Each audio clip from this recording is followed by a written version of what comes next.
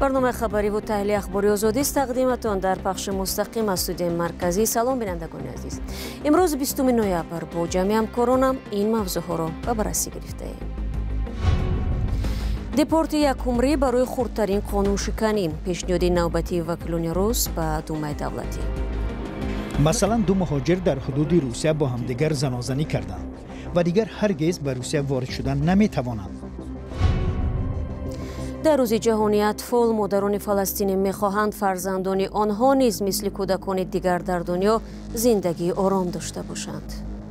وقتی کودکان از خواب می‌خیزند، از من می‌پرسند که کی این حمله‌های هوایی تمام می‌شوند.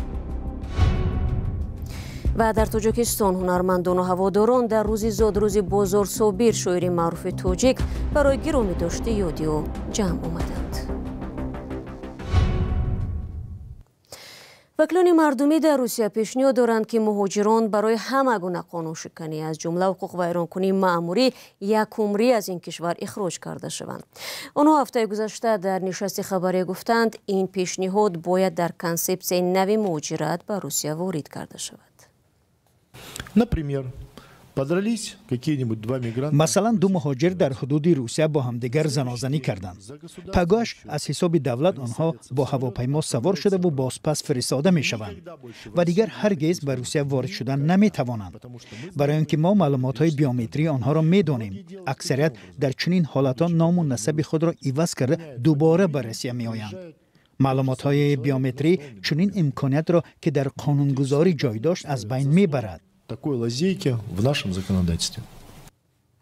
به قبل وکیلانی که طرح نوی کنسپسی را پیشنهاد کردند، حکومت روسیه نباید به مجران کاری اجازه بدهد که در بیمارستان و مکتب ها، داروخانه ها و نقلات جمعیتی به مثل تاکسی کار کنند. حالا معلوم نیست کنسپسی نوی مهاجرت کاری به روسیه کی نهایی و قبول می شود و آیا این پیشنهادها را میپذیرند یا نه. هر سال صدها هزار شهروند تاجیکستان برای یافتن کار و معاش مناسب به خارجه و اساساً به روسیه می روند. بر علاوه مقامات این کشور با دادن امتیازهای به مثل تقدیم آسان شهروندی قسمی از پزشکان و آموزگاران صاحب تجربه تاجیک را به کار در آن کشور جلب کردند. ضمناً اخیراً یک مهاجر تاجیک مراد قوتوف کارنمایی نشان داد و پیش رو یک شهروند روسیه را گرفت که با نارنجک دستی وارد مسجد در منطقه لوبرسی ولایت مسکو شده تهدید ترک کردن آنجا را کرده است. و از بین نمازگزاران پراکنده شده یگانه کسی بود که در برابر مرد روس ایستاده با دستانش نارنجک باشوده را داشت و او را راضی کرد که گرانت را بدهد. گزارش همکاران ما از بخش میگرانت میدیا را گلبهار مرادی تقدیم میکند. این یک لحظه بین مرگ و زندگی بود. در آمدم نماز جمع مسجد شیشتگی بودم امی ردکی نگاه کردم که در آمد آدمی بیگانه خیلی ویدی پیون وارد در آمد. یکی چشم چسبید نگاه کردم در دستش گرانت های. او گفت که یواز مسلمان نینویجو گفت هم چکش کنده بود که ما قپیدمش. مراد قوتوف مهاجر تاجیک نارنجک را از دست یک مرد در مسجد دزرژینسکی ولایت مسکو گرفت. آن روز باور داشت که اگر نارنجک ترک کرد او و مرد حملگر کشته خواهند شد. مردی که گرانت در دست به مسجد وارد شد شهروند روسیه الکسی بنیافسکی بوده است. روز جمعه 10 نوامبر به مسجد در آمدن این مرد نمازگزاران را به وحشت آورده سبب ویران شدن نماز جمعه گشت. واقعه در نزدیکی کاتلنیک ولایت مسکو رخ داد که مدت است مسجد آن به یک مکان جنجالی و مایه اعتراض اهالی محلی شده است. مرادلی میگوید الکسی بنیافسکی فریاد زد که همه را میترک کند و نمازگزاران برخاسته از نزد وی به دورتر گریختند. مرادلی زمانی با مرد کشمکش کرد که وی سیم نگهدارنده نارنجک را کشیده بود. طرفش رفتم همون چقدر уже даже اومده فکر دا نبود که ما 3 تا کودک دارم. کودکم فکر نکردم. ما یگم کس دیگر را فکر نکردم. پدر و مادر ما فکر نکردم. فکر اینه برادرای ازبک، قرغیز، تاجیک اینه فکر کردم. با برین مسجد با کدام مکتب بود چیز دیگه بود. فکر اونها کودکا را کردم. در این مسجد که در میدان دزرژینسکی ولایت مسکو جایگیر است، روزهای جمعه قریب 300 نفر نمازگزاران اساسا مهاجران برای نماز خواندن جمع می شوند. آنها نمایندگان کشورهای آسیای مرکزی و هم جمهوری‌های مسلمان روسیه هستند. آن روز مرادلی توانست بینیوسکی را تیله داده به بیرون مسجد برآورد. کشمکش با او در حوله مسجد روی داد. مرادلی میگوید مقصدش این بود که از ضرر به دیگران پیشگیری کند. من خواستم گرانت ای دستی او بگیرم، برادرها خیلی بدنم، بچه‌ای که در اونجا گفته استودن که مقصد بگی ای دستش که هم خیخش رو بگیر، نه کفه احتیاط کن. مقامات و رسانه‌های روسیه دیرتر گفتند الکسی بینیوسکی را دستگیر کرده اند. آنها اعلام داشتند که گرانت اصلا بازیچه یا آرایشی بوده است. ولی مرادلی میگوید کارمندان پلیس وقتی به جای واقعه رسیدند از نارنجک ترسیدند و نزدیک نمی شدند. پیشون میرم ما بگیرن میگم میترسم. نه میگه پیشمون نمیگه اونجا بیست. پلیس روسیه گرانت را بازیچه اعلام کرد ولی تفتیش درستی این خبر ناممکن است. بجز این الکسی بینیوسکی 45 ساله یک بیمار روحی نامیده شد که سنجیدن مستقلانه این نیز امکان ندارد. این چنین گفته شد که او سرخوش بود. مرادلی قواتوف شاد است که باز فرزندانش را می‌بیند و می‌خواهد فراموش کند که ممکن بود آنها دیگر او را نبینند و به سر و کتف و گردنش نبرایند، دیدار و شادمانی نکنند. وقتی گزارش ما آماده میشد خبر رسید که همسرش به مرادلی فرزند چهارم یک پسر نازنین را هدیه آورده است.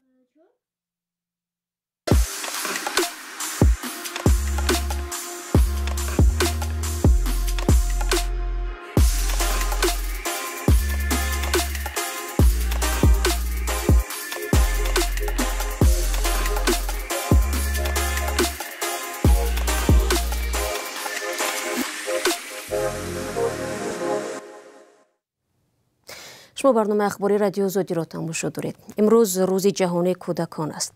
یونیسف یا بنیاد اطفال سازمان ملل متحد یک هدف اصلی اعلان این سنه را حمایت از کودکان و حفظ حقوق آنها گفته است. در حالی که در اکثر کشورهای جهان در این روز برای کودکان چاره‌بینی و اقدام‌های مختلف روی دست گرفته شده است، از وضع کودکان غزه نوار و عکس‌های دلریش کننده می‌رسد. در گزارش همکارم زرانگیز نوروشو می‌بینیم که کودکان در این گوشه دنیا زیر بمب و موشک چه حال دارند.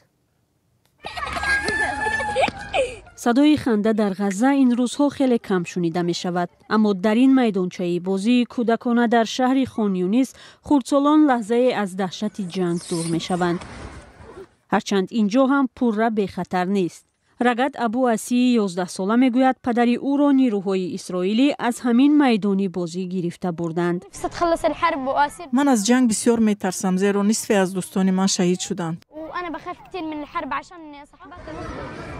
بنا به اطلاع وزارت تندرستی غزه در پی موشکباران اسرائیل 5000 کودک کشته شدند. در مجموع در این جنگ 12300 فلسطینی فوتیدند. در حمله حماس ماه اکتبر 1200 اسرائیلی کشته شد. ارتش اسرائیل میگوید گروه حماس بناهای استقامتی و انشاءات غیر نظامی را به مرکز فرماندهی نگهداری اسلحه و مکان پرتاب موشک تبدیل داده است. حماس این ادعای اسرائیل را رد میکند. صدها فلسطینی که از منطقه های شمال غزه به جنوب کوچانیده شدند در مکتب های سازمان ملل پناه بردند و شرایط ضروری ندارند. احتمال آنها مجبور می شوند که از اینجا هم کوچ بندند.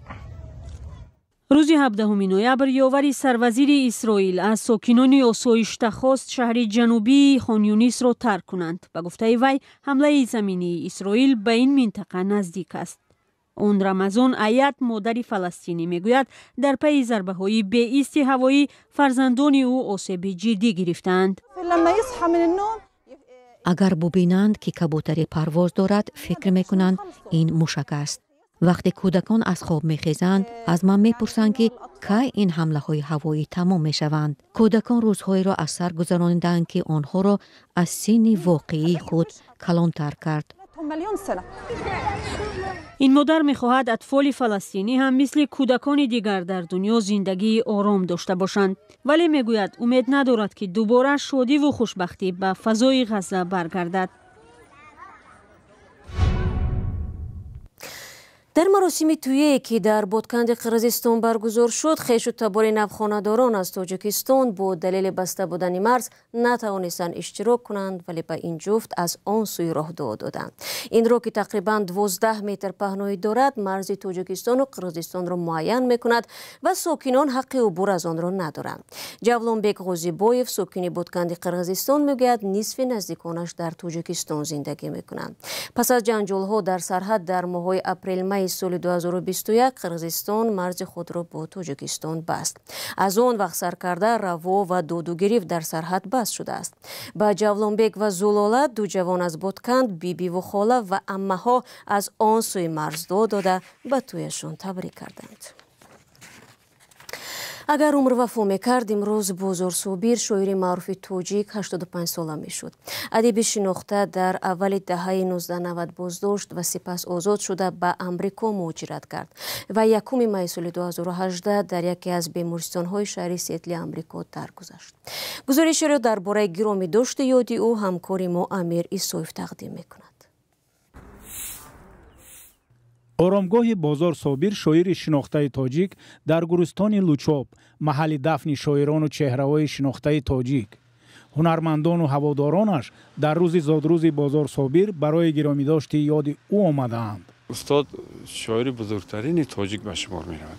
شاعری است که برای خودشناسی، خودآگاهی ملت، برای آموختن تاریخ ملت، برای من ادبیات خدمت بزرگی کرده است. اگر عمر وفا میکرد، بازار صابر در این روز 85 ساله میشد. او ماه می سال 2018 و در سن 79 سالگی در شهر سیاتل امریکا درگذشت. زمان جنگ داخلی که برای مدت زندانی شد، تاجیکستان را ترک کرد. ماشینی که برای سود میبیارن، ماشینی همون محبس خانه استاد می آوردن و ما دویدن نزدشان میرفتیم که استاد میبینیم. استاد یک سونکه بخچه برو آوردن. شهریه؟ گفتم لبه استاد، اینه من برای تو آوردم. من گمان کردم که استاد لباساشون برای شستن آورده باشن که در محبسن. گفتم چی هست استاد؟ گفت که برای تو نان آوردم. این سال 93 بود. سالهای 80 قرن گذشته با جنبش‌های آزادی‌خواهی و دموکراتی پیوست و از بنیادگذاران حزب دموکراتی تاجیکستان بود. برای همین هم زندانی شد. وقتی که می‌خواستن مرا برارن، گفتم اول بازار صابر را برارید، بعد منو برارید اونجا. بعد از مهاجرت به امریکا، بازار صابر 2 دفعه به تاجیکستان آمد و جایزه هم گرفت. بعد آنکه به ستایش دوره کمونیستی و رهبری امامعلی رحمان، رئیس جمهوری تاجیکستان پرداخت. اما در این میان فقط اشعارش ستایش می شود، نه آنچه که درباره سیاست و سیاستمداران گفته است. با قرار رئیس محترم شهر دوشنبه رستم امامعلی، مکتب بسیار زیبای روبروی اتفاق نویسنده ها به نام او گذاشته شده است. شعرهای او به مثل زبان مادری از خون سیاووش امرو بسیاری از نسل‌های پیشین و حاضر در تاجیکستان می‌دانند و آوازخوان‌های زیادی اشعار او را هم می‌سرایند. و یک خبر دیگر، دسته منتخب فوتبال تاجیکستان برای انجام دادن بازی با تیم ملی پاکستان امروز 20 نوامبر توسط هواپیما با خطسر چارتری به اسلام آباد رفت. بازی دوری دوم مرحله انتخابی جام جهانی فوتبال 2026 در گروه جی میان تیم‌های ملی پاکستان و تاجیکستان روز سه‌شنبه 21 نوامبر در ورزشگاه جینه شهر اسلام آباد ساعت 14:00 با وقت دوشنبه آغاز می‌یابد. دوستان مهربان، رسیدیم به پایان نشر امروزه برنامه اخبار آزادی. از هر یک شما برای همراهی منت داریم. خبر و گزارش‌های بیشتر از این را میتوانید در سامانه رسمی ما و هم صفحه‌های رادیو آزادی در فیسبوک و اینستاگرام، توییتر و تلگرام و تیک تاک و ادناکلاسنیک پیدا و تماشا کنید. اگر شما نشاید حادثه شدید با ما تماس بگیرید. روز خوب داشته باشید و خود را احتیاط کنید.